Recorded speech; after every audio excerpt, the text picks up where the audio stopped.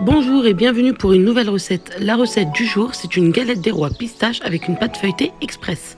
Voici la liste des ingrédients en français, puis en arabe. N'hésitez pas à mettre pause pour pouvoir les noter. Donc moi je vais le faire avec un robot, mais vous pouvez également le faire à la main. J'ai mis la feuille du robot, j'ai versé mes morceaux de beurre que j'ai coupés en petits cubes et que j'ai laissé bien refroidir. Vous pouvez les mettre 10 minutes au congélateur avant l'utilisation. J'ai ensuite ajouté la farine. J'ai commencé à mélanger à l'aide de ma feuille délicatement. Il faut absolument pas que le beurre fonde, c'est le principe. Il faut vraiment que les morceaux de beurre restent voilà, grossièrement dans la pâte. J'ajoute l'eau peu à peu. L'eau, j'ai mis une cuillère à café, une demi-cuillère à café pardon, de sel dans l'eau. Voilà, et vous obtenez ceci, donc une pâte grossière avec des gros morceaux de beurre comme vous voyez sur la vidéo. Je viens ensuite fariner légèrement mon plan, vraiment la farine, il faut en mettre très peu parce que sinon vous allez voilà, louper votre pâte feuilletée. Je viens l'abaisser, comme vous pouvez le voir sur la vidéo, les morceaux de beurre sont encore présents. Je viens voilà, l'abaisser très grossièrement, je fais un pliage et je la mets à reposer au réfrigérateur. Si vous n'avez pas le temps, vous pouvez la mettre 10 minutes au congélateur. Donc une fois qu'elle est bien refroidie, je commence à faire donc le tour. J'ai déjà fait un tour avant. Là, je viens faire mon deuxième tour. Voilà, donc comme vous pouvez voir sur la vidéo, j'abaisse ma pâte. Donc toujours très peu de farine, hein, même si ça colle. On évite vraiment la farine pour pas que ça gâche votre pâte. Donc cette opération, je vais la répéter autant de fois que je veux que ma pâte soit feuilletée. Plus vous allez répéter l'opération de tourage, plus vous allez avoir un bon feuilletage et, voilà, et la pâte va vraiment lever comme une pâte un peu inversée. Donc je continue, voilà, et je vais la remettre au frais. Pendant ce temps, je vais préparer ma crème de pistache. Donc j'ai mis du beurre mou ainsi que du sucre glace. Je viens mélanger jusqu'à obtenir cette consistance-là, crémeuse. Je viens ajouter ma vanille ainsi que mes pistaches moulues. Bien évidemment, comme je vous l'ai dit, vous pouvez mettre aussi de l'amande. Voilà, j'ajoute des œufs. Voilà, et donc un à un. Et je vais venir aussi ajouter mon extrait d'amande ou de pistache. Tout dépend du coup que vous voulez. Vous pouvez et évidemment mettre aussi de l'eau de fleur d'oranger. C'est selon votre goût. Et je viens mélanger de manière très énergique, voilà, pour pouvoir avoir une pâte bien homogène, voilà, et sans grumeaux. Je vais la réserver dans une poche à douille. Je n'avais pas de poche à douille, pardon, donc j'ai utilisé un sac plastique. Je viens faire mon dernier tour. Vous voyez, la pâte est bien lisse, mais il y a toujours ce beurre qui est à l'intérieur, intégré à l'intérieur de la pâte.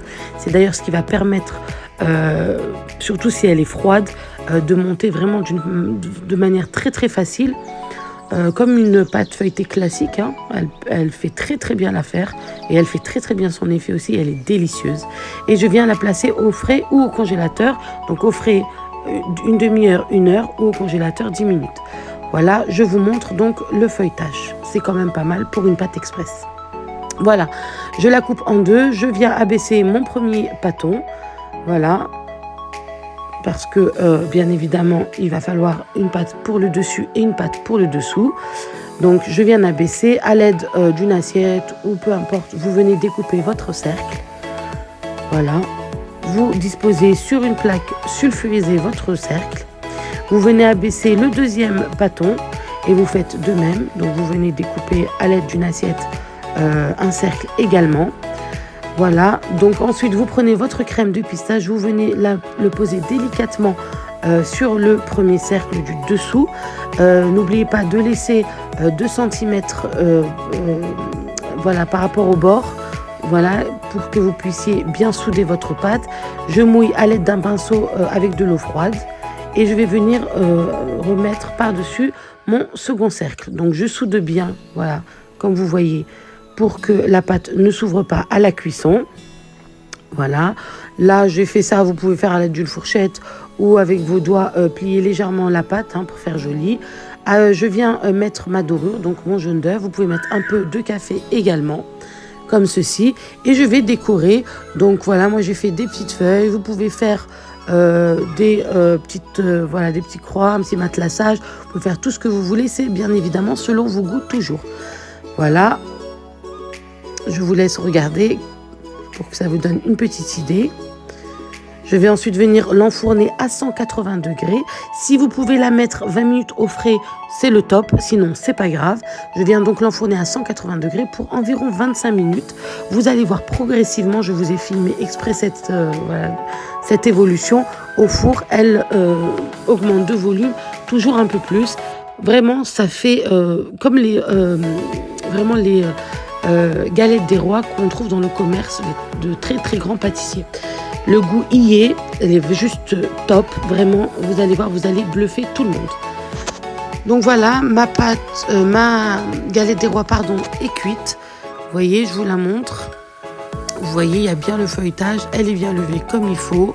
Je vais vous l'ouvrir également pour que vous puissiez voir à l'intérieur le feuilletage. Donc vous pouvez faire ça avec la crème frangipane, bien évidemment, donc la crème aux amandes classique qu'on retrouve dans les galettes des rois. Moi j'ai voulu changer un petit peu, pour varier un petit peu les plaisirs. Donc voilà, comme vous pouvez le voir, c'est bien feuilleté à l'intérieur, c'est bien cuit et en bas et en haut. Quoi vous dire, c'est une recette 100% réussie et super facile. Voilà, j'espère que cette recette vous a plu. N'hésitez pas à commenter, liker, partager et vous abonner. Et à très très vite pour une nouvelle recette.